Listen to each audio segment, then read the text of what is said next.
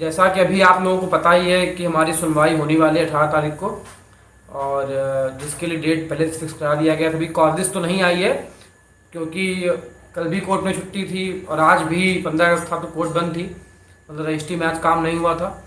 तो संभवतः कल अपनी कॉल लिस्ट संभवतः क्या आ ही जाएगी। और वैसे भी एडवांस लिस्ट में अपनी कॉल लिस्ट आई गई है, उसमें मेंशन मेमो करके भी लिख के आया हुआ है।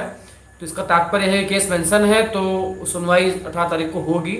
और जो लोग परेशान है कि कॉल लिस्ट नहीं आई है अभी तक, तो कॉल लिस्ट भी अपनी आ जाएगी जल्दी, उसके लिए परेशान मत होइए कोई भी।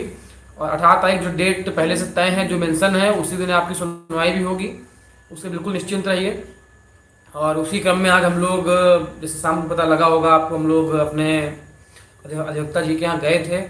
तो वहाँ जाकर के जो कुछ बाकी बची हुई चीज़ें थी, या फिर हमारी जो सबसे पहली सुनवाई होने वाली थी 11 तारीख को, तो उस 11 तारीख की सुनवाई के बाद जो भी कुछ डेवलपमेंट्स हुए हैं, या जो भी कुछ चीज़ें और निकल करके आई हैं, या जो भी अपने केस को लेकर कुछ और उसको बेहतर करने के जो कुछ और प्रयास करने थे, जो कुछ और पॉइंट्स थे, उनके मामले में जो ब्रीफिंग होनी थी वो आज पूरी हो चुकी है। और हम लोग अभी सभी ग्रुपों को सूचना मिली होगी कि वही हम लोग अभी करके आए हैं। तो उसके बाद आज अभी हम लोग आपके आपके सामने लाइव हैं। जी, दुर्गेश जी को बोलने का मौका दिया जाएगा, उसके लिए परेशान मत होइए। उनसे बहुत आग्रह किया जाता है, हर बार उनसे अनुनय विनय करते हैं कि वो सब हमारे वो बड़े भैया हैं, वो आके बोले। पर ये हमारा है, आप सबका दुर्भाग्य समझिए कि वो नहीं चाहते कि उनकी बातों से हम सब अवगत हो, वो बोलते नहीं है। आपने देखो कई बार हम लोगों ने प्रयास किया है ऐसा, बस शांत रहे कि दुर्गेश भैया भी आके अपनी बातें बोले, पर वो हमेशा पर्दे के पीछे से नेतृत्व करते हैं, सामने आने की उनकी कम इच्छा होती है। पर जैसा आपने बोला है, हम आज उनसे पूरा आग्रह करेंगे कि वो जाकर के अपनी बातों को रखें। अभी सामने की बात है, तो पहले मैं कुछ बातें बता दूं जो मुख्य बातें हैं। तो जैसा वही है कि 18 की ब्रीफिंग अभी हमारी यहाँ से पूरी हो चुकी है। कुछ बातें ऐसी हैं जो दिल्ली पहुँचने के बाद होंगी, जो सामने बैठ करके होंगी, वो वहाँ पहुँचने के बाद उनसे जो भी हमारे वरिष्ठ अधिवक्ता हैं उनके साथ बातें की जाएंगी।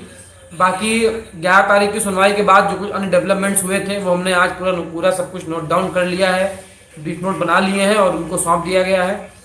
तो हमारी तैयारी पूरी चल रही है और बस भगवान का आशीर्वाद चाहिए। अब बाकी कुछ चीज़ें पुरानी, कुछ चीज़ें नई तो है नहीं, सब बातें पुरानी है, सब फैक्ट्स पुराने, सब चीज़ें पुरानी हैं। जो चलता आ रहा है वही अभी तक है। बस हमें 18 तारीख की को सुनवाई करवानी है। और कोई परेशान मत हो, हम लोग बहुत आत्मविश्वास में नहीं है, पर हमारा पूर्ण विश्वास है कि जैसी हमारी तैयारी है, जैसे हमारे अधिवक्ता पैनल है, उसके अनुसार हम विजय श्री को बिल्कुल प्राप्त करेंगे, इसमें कोई संशय नहीं है।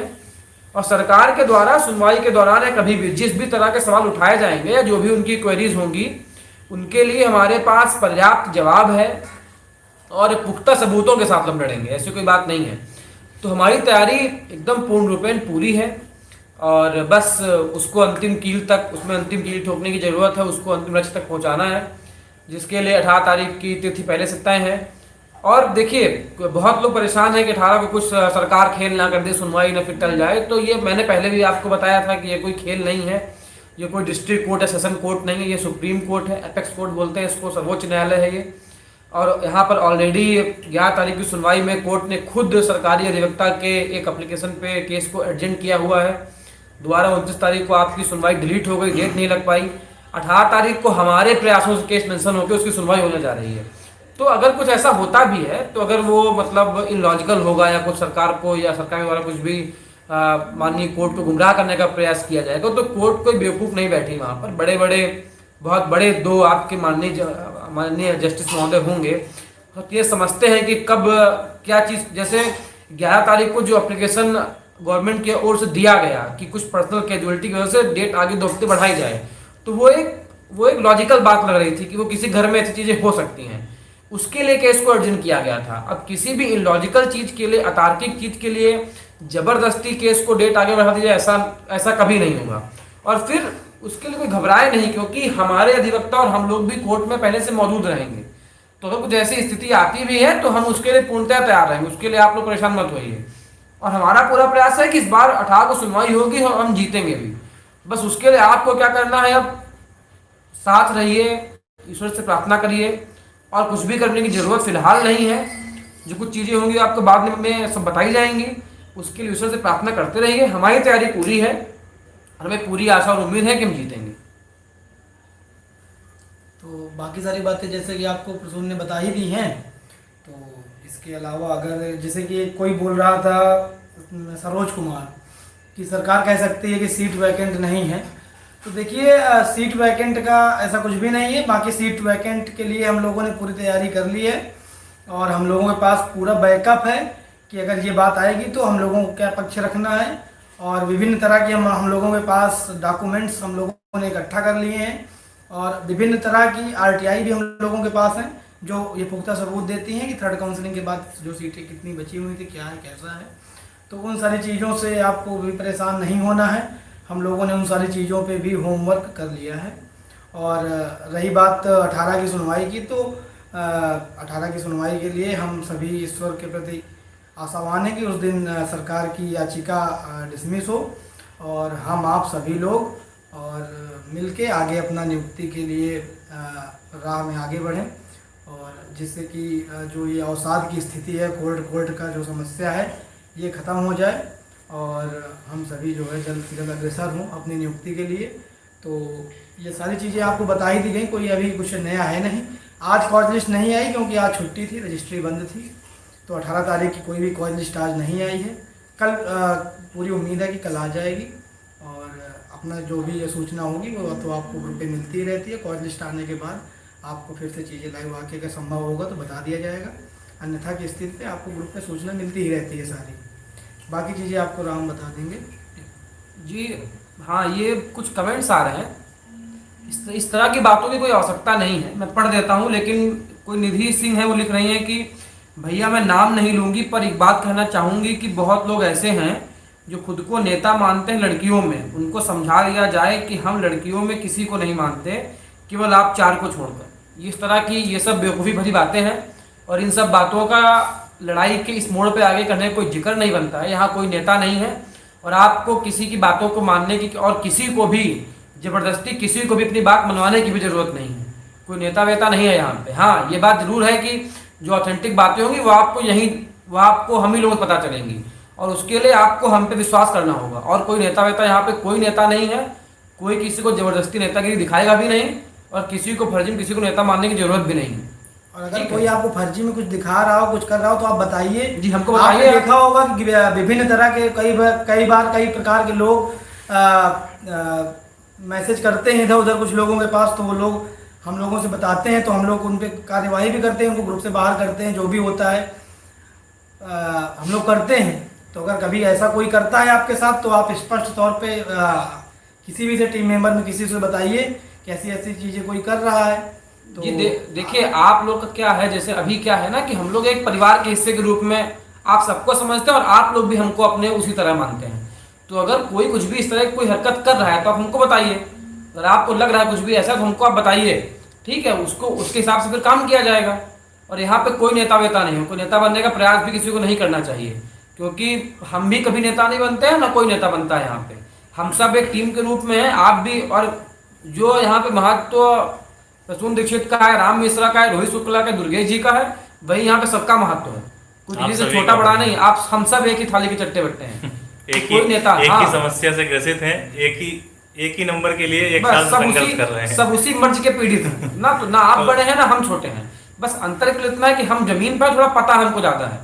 तो कुछ भी जानकारी हमसे पूछिए और कोई नेता बना तो वो भी आप हमको बताइए, उसका भी इलाज कर दिया जाएगा। हाँ चलिए, सारी जानकारी दे दी। एक लोग बोल रहे हैं कि राहुल ये कंप्यूटर फॉल्ट वाली चीज़, पढ़ लेते हैं उनका मैसेज। AKN न्यूज़ एंटरटेनमेंट, इनका भाई नाम नहीं है, पता है हमें कौन है आप। ये लिख रहे हैं कि कंप्यूटर टाइपिंग मिस्टेक का भी कुछ हो बोल रहे हैं, सरकार ने ग्राउंड में लगाया है कोई ऑर्डर, क्या ये सत्य? देखिए, ऐसा कुछ कंप्यूटर फॉल्ट वाली जो लोग बातें कर रहे हैं, ये ऐसी कुछ चीज़ें नहीं है, ना कोई जैसा लगा हुआ है इसमें कि कंप्यूटर फॉल्ट है ये, ठीक है। तो इस चीज़ को हवा में उड़ाया गया था। जो नहीं चाहते हैं कि एक नंबर को नियुक्ति मिले, एक नंबर वालों को, तो ये लोग हवा में गुब्बारे उड़ाते रहते हैं, छोड़ते रहते हैं बराबर, कि कहीं ना कहीं से मतलब डिसबैलेंस हो मामला। तो इनको उड़ाने दीजिए, ऐसा कुछ नहीं। राहुल सिंह का जजमेंट अपने रणविजय सिंह के आर्डर जो है वो राहुल सिंह जजमेंट पे भी फॉलो हुआ है, लेकिन अंतर सिर्फ इतना है कि रणविजय सिंह आर्डर आपको हम भेज देंगे, आप पूरा ऑर्डर पढ़ लीजिएगा। उसका जो 30 नंबर पैरा है उसमें पहले पॉइंट में लिखा है कि यदि किसी प्रश्न में 2 ऑप्शन सही हैं या उनमें डाउट है, ठीक है, उनमें डाउट है तो उसका जो बेनिफिट है वो आपका एग्ज़ाम बॉडी को जाएगा, जो एग्ज़ाम अथॉरिटी है उसको जाएगा।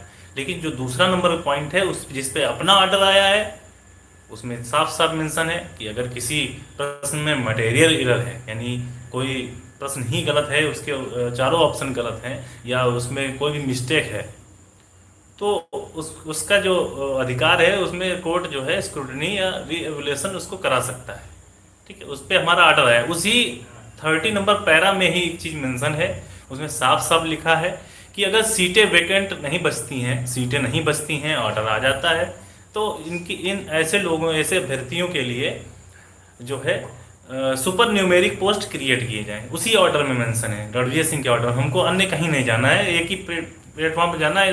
दर दर दर स्टेशन मिलते रहेंगे, जो स्टेशन अच्छा है वो पकड़ते जाओ, जो स्टेशन हमें बेनिफिट दे उस स्टेशन को उतर जाओ, ये चीज़ है, ठीक है। तो जो ये आपका डाउट है कि राहुल सिंह का जजमेंट जो है हम लोगों के ऊपर फॉलो हो रहा है, तो ऐसा कुछ नहीं, ये सब तमाशा है, खाली अफवाह फैलाई गई और कुछ नहीं, ठीक है। अन्य लोगों के भी मैसेज हम पढ़ देते हैं, अन्य लोग भी कुछ कह रहे हैं। अंगद जी कह रहे हैं कि जनरल की मेरिट तो 3rd काउंसलिंग से ली जाएगी, लेकिन ओबीसी की 4th काउंसलिंग से ली जानी चाहिए भाई। अंगद जी देखिए, आपकी बात बिल्कुल सत्य है, हम नहीं काटेंगे उसको, लेकिन जब 6800 की नियुक्ति हो जाएगी उसके बाद जो उत्तर कुंजी में 1 नंबर से पास हो रहे हैं साथी हमारे हैं, उनको तभी 6800 के अकॉर्डिंग नियुक्ति मिलेगी, उनको नियुक्ति मिलेगी, ये ना गारंटी है, क्योंकि न्यूनतम मेरिट लिखा हुआ है आपके ऑर्डर में कि जो भी न्यूनतम मेरिट होगी उसके आधार पर आपको बेनिफिट मिलेगी, ठीक है, उसके आधार पे आपको बेनिफिट मिलेगा। लेकिन मिलेगा तब जब 6800 को नियुक्ति मिल जाएगी। जब अभी तो उनका कोर्ट में फंसा है, स्टे लगा हुआ है, उनका प्रोसेस आगे बढ़ जाएगा, उनको नियुक्ति मिल जाएगी। उन साथियों को, वो भी बेचारे सब संघर्ष कर रहे हैं, जूझ रहे हैं सरकार से, तो उनको मिल जाएगा, तो उनको मिलेगा तो आप लोगों को भी मिलेगा। इसके लिए हम लड़ाई लड़ेंगे, नहीं मिलेगा तो हम लड़ाई लड़ेंगे ना भाई, जो हमारे साथ खड़ा होगा हम उसके लिए लड़ेंगे, आखिरी दम तक लड़ेंगे, अगर वो क्राइटेरिया पूरी कर रहा है तो। अन्य ले लेते हैं भर्ती कोर्ट के अधीन, बिल्कुल सब्जेक्ट टू आउटकम, जो भी 69,000 में चीज़ें हुई हैं 28 जून के बाद, वो सब इसके अधीन है उत्तर कुंजी, माने कि 3री काउंसलिंग मुख्यतः जो भी डेवलपमेंट हुआ है। आगे क्या है, देखिए आप लोग शांत रहिए, बहस ना करिए एक दूसरे से, ठीक है। बाकी और कीर्ति गिरी 18 को कोर्ट से 1 नंबर पाने के बाद लगभग कितने दिन में ज्वाइनिंग होगी।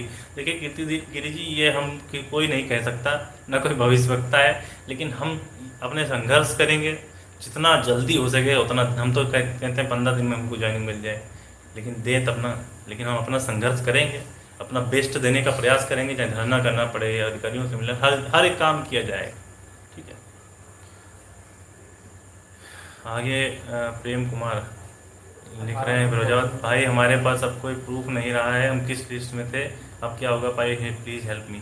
देखिए आप जिनके साथ याची बने थे, जिनको आप पेमेंट किए थे, आप उनसे बात करिए, वो बताएंगे बेहतर ढंग से आपको, ठीक है। हिमांशु जी अभी कॉल लिस्ट नहीं आई है, कल तक आ जाएगी, आप परेशान मत होइए। बिट्टू सिंह जी कह रहे हैं ओबीसी की मेरिट वो देखी जाएगी जिस तक गवर्नमेंट ने एनओसी जारी किया है।